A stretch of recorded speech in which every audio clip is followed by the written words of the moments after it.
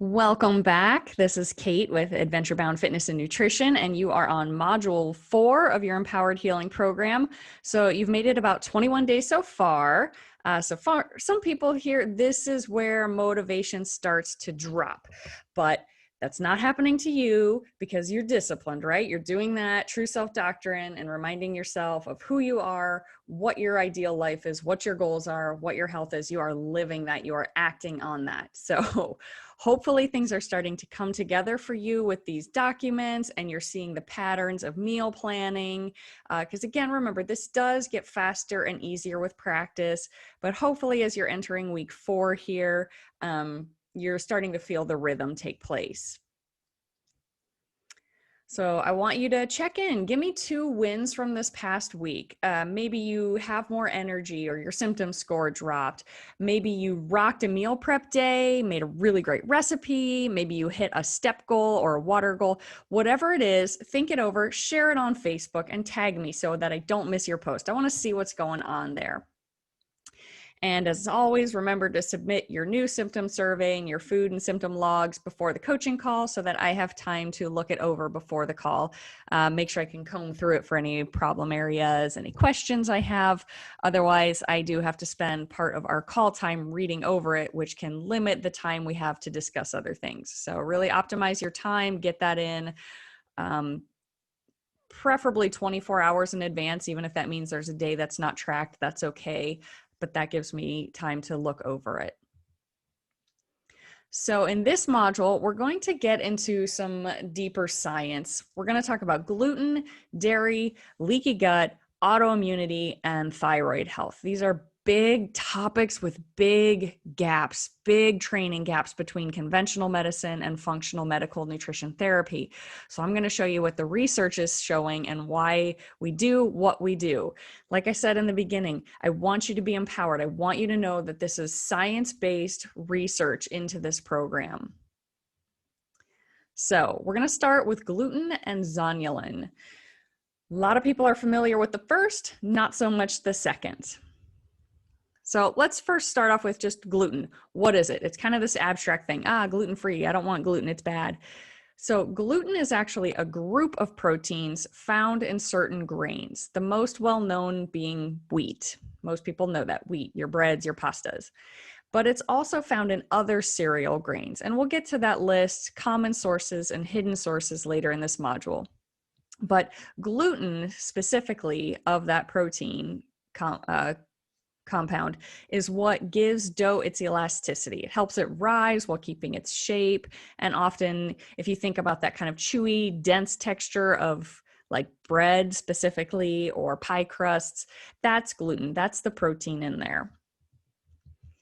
So the reason we're taking an entire module here dedicated to gluten is because it is so important to understand for healing a leaky gut or intestinal permeability.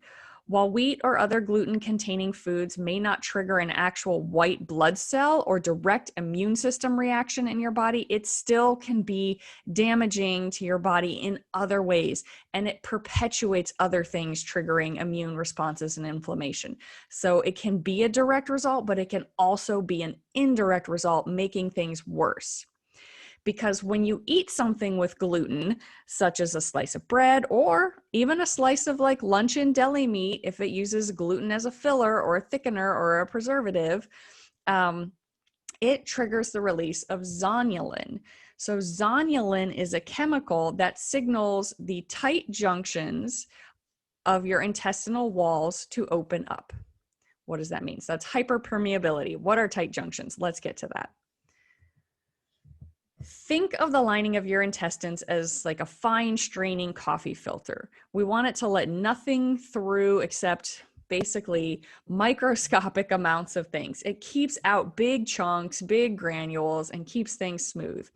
Now, what happens if you get a tear in your filter or, it misses the filter lining? We've all had that before. And you get this grit in your coffee. What's the reaction? Like, yuck, no one wants chewy or crunchy coffee. It's gross, it's wrong, it's not right. Likewise, your intestines should be a very fine strainer or mesh, letting through only small microscopic little particles of things that are meant to get through. But if it gets damaged by zonulin triggering this damage, or gluten or other problems, little tears are problems. Then chunks can sneak through. Things that, foods that normally can't get through until they're fully broken down now can start to cross this barrier. Things your immune system doesn't recognize or realizes, like it does recognize and goes, you shouldn't be there, like a pathogen. So what's the result? Your immune system kicks in. Inflammation goes up. Your body attacks. This stuff should not get through this fine mesh strainer. So you can see in this picture the normal tight junctions on the left. That's what that's called. So this is your GI lining. You got all your little fingers there absorbing nutrients and these tight cells protecting your bloodstream there beneath it. So again, they should be nice and tight like a fine mesh strainer, but zonulin and other things, stresses and whatnot, inflammatory agents, can break down the integrity of that protective wall. And that's what you see there on the right. You see this leaky space, these gaps happening, or just straight up tearing through the cells. So when the widening of these gaps not only increases your body's reactivity to certain foods, making foods more inflammatory, more sensitive, but it can now also let more bacteria, fungi, or other things into your bloodstream that should not be there. And your immune system won't know what to do with it, because all of the toxins, microbes, and food particles, such as gluten, now flood the bloodstream, and the immune system marks them as dangerous invaders and creates inflammation to try to get rid of them. And as it should. We don't want these things here. We don't want this stuff there that's supposed to be protected. It got through that line of defense, that mesh. So translocation is the term used for the process of these larger molecules that moving through the biological barrier of the gut now that the gut is perforated and damaged. And that can result in allergies, autoimmunity, or just high levels of inflammatory immune complexes and stress on your detoxification pathway. Like overall, it damages the body and it messes up the wonderful wheels that should be turning in your body's metabolism and detox and health and everything. So that is why gut health is so critical. We don't want, bacteria in your blood. We don't want bacteria in your cells getting into your tissues. And we don't want sepsis. We don't want autoimmunity. Obviously, this is all very, very dangerous stuff. So, and then when that happens, again, vicious cycle, so much vicious cycle. This perpetuates leaky gut. As we've discussed, a damaged gut, leaky gut, intestinal permeability or hyperpermeability, whichever term you prefer to use, all of those are kind of interchangeable. They play a role in all these other health conditions here: the migraine, depression, epilepsy, GERD, asthma, cyclical vomiting, polycystic ovarian syndrome, UC, all this stuff. So this is why even healthy foods can make you sick, because your body might not be breaking them down the way they should, and it's these big granules, think of them like coffee grit, is getting in your body where they shouldn't be. And so this is why we start there. We start with the food. Leaky gut causes more food sensitivities, reactive foods cause leaky gut, and this all perpetuates a cycle of inflammation and autoimmunity. So for your program, this is why we do that MRT food sensitivity test, because a huge damaging item is food. What normally would have been broken down a lot before it can eke through those tight little strainer gaps now can get pulled through the widening space. But again, your immune system doesn't know what the heck to do with that and goes a little crazy, overreacting with all these inflammatory agents. So again, this is one factor in autoimmune issues. Your immune system can get triggered into kind of like a berserker mode and attack even its own team, like your body tissues and your cells. You may have seen some of my other videos or trainings, but here's an analogy that I like. If you think of your immune system like a bucket, it can handle so many types of stress. It can hold so much. And we've talked about stress: mental, physical, nutritional, hormonal, chemical. But too much of any one of those or some combination of those, and that bucket overflows. So for some people, it's kind of a gradual fill up and trickle out. And for others, it's almost like a dam where all of a sudden it releases. And I do see a lot of people, if we start talking about their health issues, like, okay, well, Think back 6 to 9 months before this all started, like really started. What was going on? Oh my gosh, I had to move, or oh, a loved one died, or I had a miscarriage was one. So there's often a final kind of triggering point at that point. And when that happens, the immune system gets fired up too much. Inflammation increases too much. Damage to the GI goes beyond what your body can handle.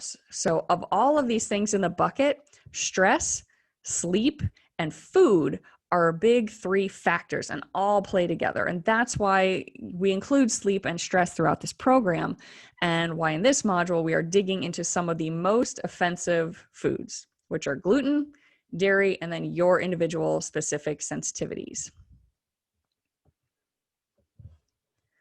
So a lot of people think mostly of digestive issues when talking about leaky gut, and a gluten sensitivity can manifest in many ways outside of the gut as well, though. So you can see here, abdominal pain is incredibly common, yes, right there in the GI, but also eczema or rashes. A common thing with gluten is to get like bumps on the back of the arm, like the back of the upper arm, kind of from shoulder down to elbow. They're going to be like these bumps from gluten sensitivity. Headaches, very common. Brain fog, fatigue. 20% of people will get depression if they have too much gluten sensitivity. Every now and then we get numbness in the extremities or joint pain. Again, that inflammation.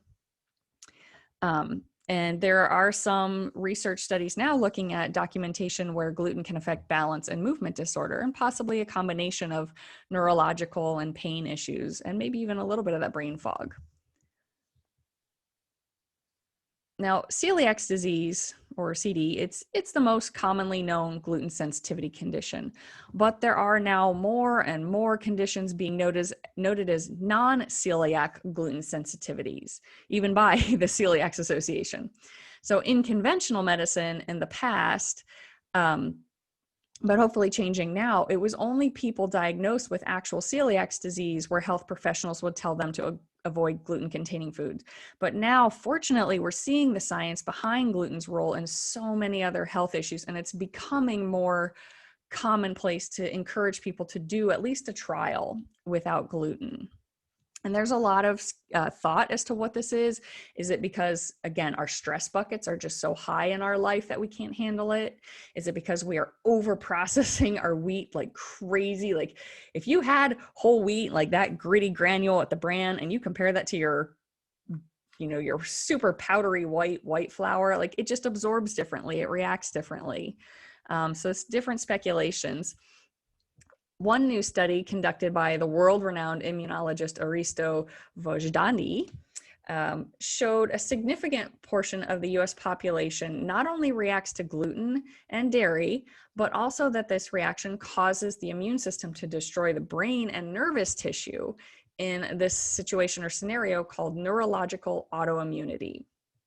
And they did this test by looking at antibodies in the tissue. So again, gluten and dairy might be doing more than just GI issues. It starts in the GI because that's where it damages it, and that's where it gets through that line of defense and causes the immune system to react. But how the immune system reacts and what it attacks can be different person to person. So we do see it sometimes attacking neurological issues in the brain. And if gluten damages your gut lining, so what's dairy doing? So let's talk about that. So both gluten and dairy have this ability to trigger something called molecular mimicry. And essentially it causes your body to attack your cells in confusion. So let's discuss that a little bit more. Oops. So not only is gluten a risk for your gut health reasons, but it also poses a serious risk for autoimmunity because of this molecular mimicry phenomenon. Think of it like a case of dangerous mistaken identity.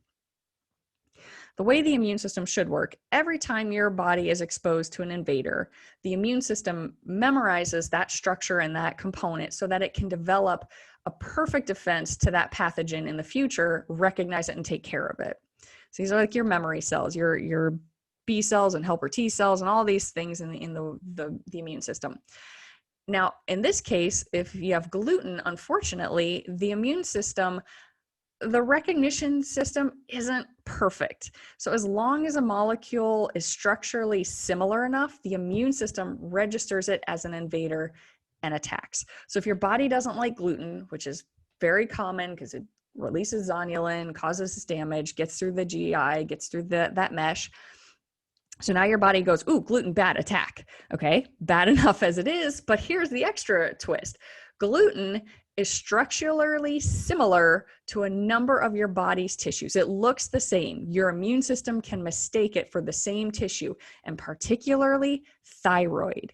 So in those who have autoimmune thyroid disease, the immune system sends out antibodies to detect and destroy gluten, but often it then turns around and goes, hey, that tissue over there looks the same. Let's attack it as well. And it attacks thyroid tissues. And dairy also looks similar to gluten. So this is kind of a picture showing you how close gluten protein sequence looks very similar to casein, which is your dairy protein, which looks very similar to thyroid. And they have these similar binding sites for the antigen. So this is kind of your white blood cell, recognizes the same little thing, looks very close. So this is why I have you remove dairy and gluten from your diet for a time. Now, there are many factors beyond just the gluten and dairy that can perpetuate leaky gut. We've talked about stress, sugar, alcohol, just processed junk food. But as they are two large ones tightly associated, that's why we're focusing on that here. And because there's a lot of research behind all of that. So that's why all of these things have been removed from your starting diet. So the cheapest thing you can do, and why I have you do it this way, is we just test it. Just like, actually, it's not the right way to say that because we'll talk about tests. We just challenge it. We just remove the gluten and the dairy and track your symptoms over 60 days. I do recommend a minimum of 8 weeks to make sure it is cleared out of your system. It can take that long. However, if you prefer to test, not guess, there are labs we can do. And these are very insightful. So we can actually test for the antibody, the gliadin IgA, and it lets us know if your immune system is having a reaction to gluten and how strong, how much does your body hate gluten. So this is especially important if you think you have eliminated gluten and you're not feeling better. It lets us see if there's some hidden source going on and your body is still mounting a defense against gluten. I did have one client, we did this test. He swore he'd been 100% compliant to his gluten-free diet for over a year. He's like, I never broke, never cheated, never had any pizza, never had bread, never had the cereals, like none of it. I knew my secret things, like the hidden sources didn't have soy sauce. But his test showed that his body was still releasing these antibodies. So we had to dig deeper, look for some filler in one of his supplements, maybe check out, maybe it's a lotion. It can be in cosmetics. Wasn't his case. He was not a makeup wearer. But I have had other clients where we looked at their makeup and there's gluten in the makeup. So there can be these other ways, these trickier sources where gluten gets in. So the way you can know for sure that you're not having some reaction to or exposure to gluten is to do an antibody test. Another test that's really helpful is doing this zonulin marker. So it tells us how damaged is your gut lining. It may not specifically mean that gluten is the problem, but it gives us a marker of how damaged your gut is and how much work we need to do moving forward. I have considered making this test that includes these. It's called the GI map test, and we'll talk about it more in the future, but I'm on the edge of making it mandatory for clients because it is so important to know what's going on. Again, removing all of these triggering foods is a great starting point, but we still need to know why your gut is damaged in the first place. Hopefully it'll just heal with removing the food sensitivities and attacking the whole wheel of health, but this can be a big marker. So we'll see how you're feeling after you get through your program, the next 4 weeks of your diet. But keep this one in mind. Keep these tests in mind. So getting onto those gluten foods. As a all of that to help that pillar of empowerment, to teach you why I recommend everybody removes gluten from their diet for the first 2 phases of the program or the first 2 months, and dairy. If you had health issues that drove you to look at food sensitivity testing, and I brought you into this program because I knew it could help you, it's because you have gut permeability, more than likely, and therefore gluten is perpetuating that, along with the other lifestyle factors that we get into throughout this. So that is why I want you to understand why this choice is made, to understand the necessity of keeping this out. Again, that's another one of those pillars of success, the need to eat to live, not live to eat, to understand why this is so important, why it's not just a fad. So let's now go from the why onto the how. What does that mean for me? What foods can I eat? What do I need to avoid? There are these are all the grains that contain gluten. Remember to consider any food that can also be made from these. So it's not just, a bowl of wheat. This can be pastas, breads, soups like barley soup, crackers, pretzels, and more. So the ones with the 2 asterisks, these are the foods that are actually tested in your MRT food sensitivity test. So we may get the results back and it may say that it's green and safe, but remember, there's a difference between an intolerance, an allergy, a sensitivity. So for now, even if it comes back as green, you're going to be removing these foods. And we'll specify that. I'll personalize that with you as we get your results in. But just know that all of these have gluten. All of these are going to continue to be avoided. And to give you a little more insight on foods that contain gluten that sometimes get forgotten, hopefully there's not a whole lot of this going on. Pancakes are usually pretty sugary, same with your waffle mixes. There shouldn't be ale or beer being consumed. We don't want the deep fried breaded meats or fish going on. Shouldn't be having too many cream sauce. So this stuff shouldn't be in your food program right now to begin with if you're cooking everything from scratch, but just to kind of give you an overview, you can look over that. These are some other overlooked sources that people don't think about. Bacon bits on their salad, dressings, broth sometimes. Communion wafers. So I heard a story about a woman who swore left, right, up, down, center she was gluten-free, forgot about her weekly communion wafer that she had at her church. So it's a sneaky thing. It's used in a lot of food processing at this point, especially in America.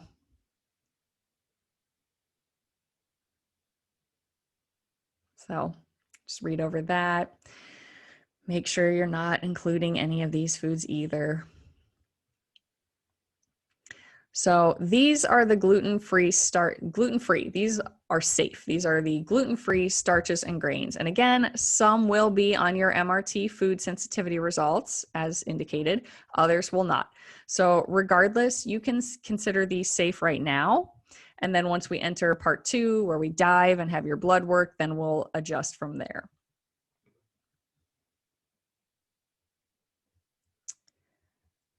Oats are the tricky one. I think I forgot to talk about that. So oats are technically gluten-free. However, they're often grown by wheat or processed in the same facility, so there's often cross-contamination on oats. So if you're going to eat oats, please, please, please make sure it is certified gluten-free. So again, review that food list. Gluten and dairy items were already removed because I wanted you getting to that as soon as possible and get you running on that gluten-free, dairy-free, getting that risk of molecular mimicry down, getting the zonulin reduced, getting the inflammation down. So hopefully you feel a little more confident now understanding the why. So just make sure you look over that safe list and ensure you're remaining diligent to the part 1 prep of this program. So alcohol, disclaimer, this is not to encourage drinking. In fact, it is strongly emphasized that you should refrain from alcohol for at least the first 2 months of this program. We'll talk in part 3, Thrive, about how to safely bring back alcohol if you choose to. But as there are many physical, emotional, psychological complexities to alcohol, I do want to cover this just to give you the best information should you decide that you're not ready to cold turkey quit and you're trying to wean down. Just please try not to drink alcohol for the rest of this program, at least till we get to part 3. But I want you to make the best choices if you are unable to make that commitment. So these are the gluten-free options. Caution, they may still be high in sugar. So technically, if you're going to have alcohol, the distilled beverages are going to be more of the gluten-free, the hard liquors, because that distillation removes gluten from the wheat, removes most of the triggering proteins. So they're not gluten-free if ingredients are added back afterwards, like they're mixed with the certain things, but as a kind of a straight up bourbon, whiskey, scotch, tequila, gin, rums, that's... Ooh, I should not have sake in there. My bad. Sake is a wine. Ignore that one. That one has yeast. We don't want that either. But yeah, so those hard liquors are, most wines are technically gluten-free, so long as they don't get stored in a wine barrel that has like a wheat paste for sealing. Wine coolers, hard ciders, those are typically going to be apple-based, fruit-based, but check for malts. Malt is a type of gluten. Brandy, sherry, cognac, champagne, and vodka. If it states that's made from potatoes or grapes, watch out for the ones that are made from grain. Again, not encouraging these. Strongly want you to avoid it for the next couple weeks. But there's that dose of reality, because I get it. So here's where we're going to get more into the nitty gritty, getting really precise about gluten.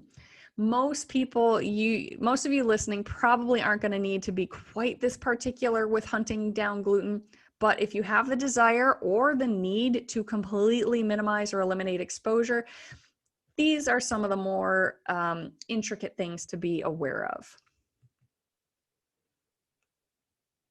So again, I listed some of the foods that most people don't think about, but there are a lot of non-food sources as well. So herbal supplements can have gluten as a filler or part of the coating. Vitamin and mineral supplements, same things. A lot of prescription meds do. Please look over your prescription medications if you are really needing to avoid gluten. Actually, most of you, I'd encourage that. Check with the pharmacist and your doctor if there might be an alternative if it does have gluten. Again, do not cut off your meds without talking to them, but sometimes they can have alternatives that you can try. Watch out for like your lotions, your lipsticks, lip gloss, balms, chapsticks, shampoos, deodorants, any of those stuff, cosmetics, stamps and envelope glue. Some of that actually has gluten in it to give it, again, that sticky elasticity. Play-Doh, okay, quite frankly, hopefully you're not ingesting it, but if you have kids and you play with it and it's on your hands, and then maybe you drink from a glass of water, or you get it on there, you eat an apple without washing your hands. So that, again, can be kind of a mild cross-contamination. And these are just trace amounts of things, but ingredients you can look for on certain things. So again, those oat, they're listed down on the bottom left. These various trace amounts in medications sometimes, your wheat germs, your sodium lauryl, all kinds of just strange things. It can be mixed in there. So look for these ingredients on your medications, on your cosmetics, on your toiletries. Just really be an ingredient detective if you need to be really precise. And then again, some cross contaminations. If you're cooking at home, be mindful if you live with other people or you have guests over.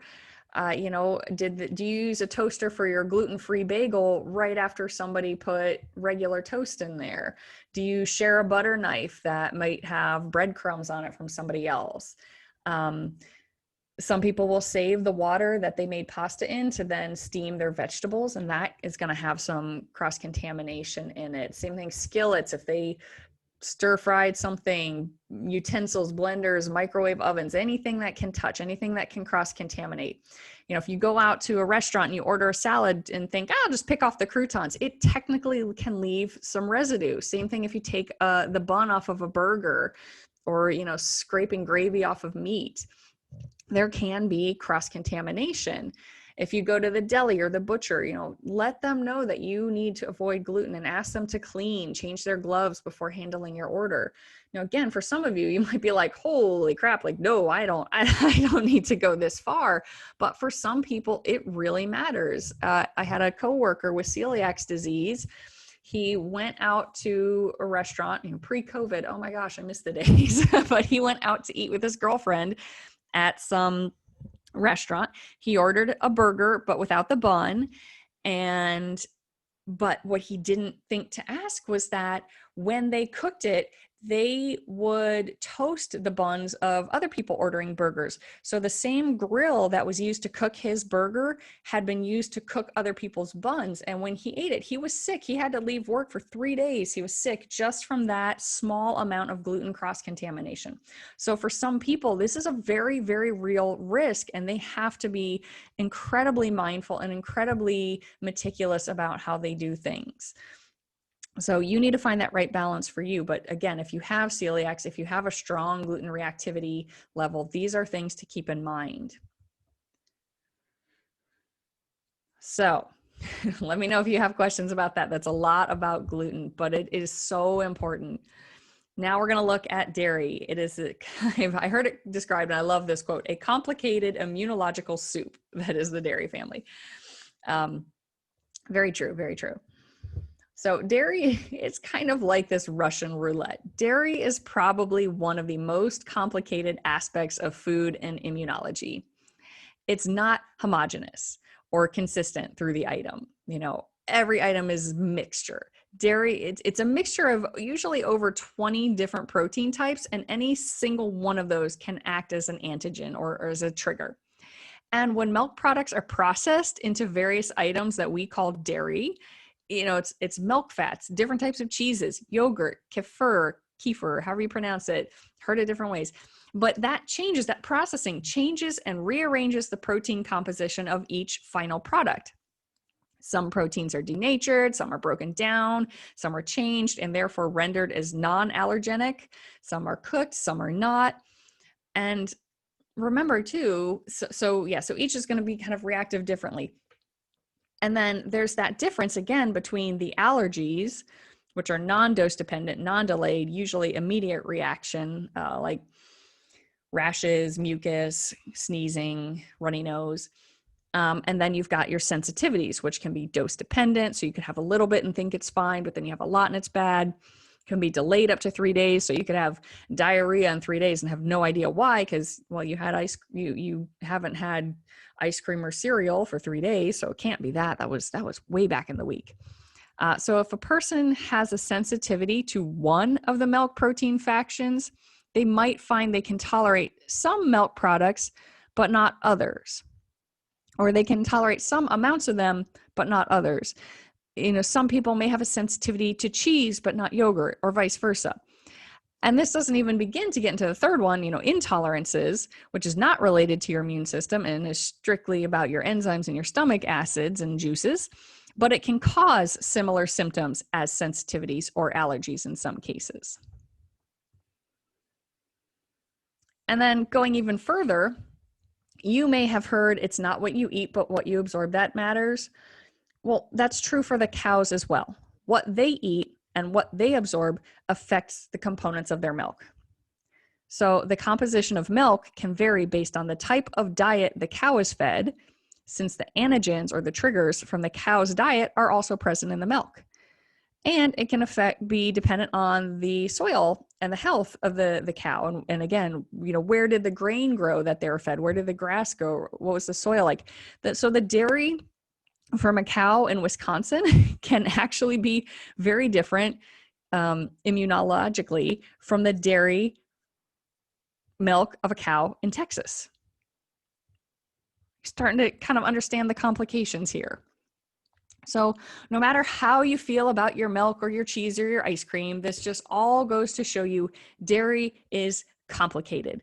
And so it adds to the reasons that it's removed from your program for now. And another thing I forgot to put in, I mentioned, and this one I noticed on me, dairy is also often responsible for dark under eye circles. So just a little side note. It's called the dairy shiner. If you just can't get rid of that dark under eye circle, even if you're not stressed and you're sleeping well, could be dairy. So it's too hard to pinpoint if you're reacting because of allergies or sensitivities or intolerances, or if you're reacting but without any overt noticeable symptoms and it's more an internal reaction and damage. Which of the 20 proteins or its other components is the trigger? Which brand is the problem? So for all of that, it explains why you can be highly reactive to one type yet safe seeming to another dairy item when you get your results back. I see that a lot. People are like, well, I can have cow milk, but I can't have cheese. I don't understand. Or I can have the cheddar cheese, but I can't have the cottage cheese. It's all cheese. It's all dairy. So for now, all dairy. We're cutting it out. Take it out. We can get back to it later if you decide you want to try.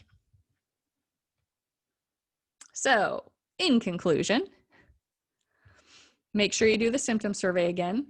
Continue to have a consistent way to take your notes, record, journal, meal plans, all of that. And yes, we are going to go gluten-free, dairy-free. Hopefully you've been doing that for about 21 days now, maybe kind of weaning into it, because it can take over 30 days to notice the effects for some people, up to 60 for others. So we are going to continue that process.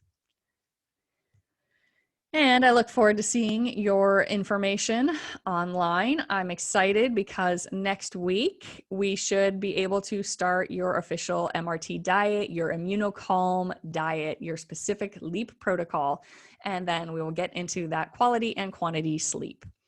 So as always, pop on Facebook if you have questions, pose them to the group. But if you need to get a hold of me, use Healthy. Send me a chat message that way, and I will talk to you later. Take care, guys.